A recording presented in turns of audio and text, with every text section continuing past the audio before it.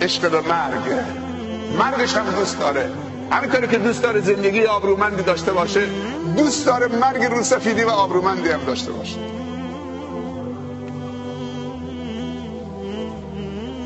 محمد رحیم و ما ارسلناک الا رحمتا للعالمین، ما تو رو نفرستادیم مگر اینکه رحمتی برای کل عالمیان و جهانیان.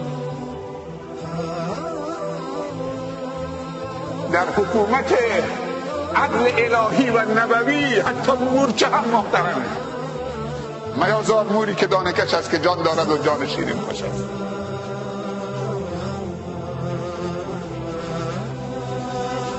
تو عالم حیوانات هم پیامبر گفته برای خوشگذرانی و تلذذ و لذت بردن که تیرت به هدف خور یا نخور، هیچ پرنده زیروهی رو هدف نگیر.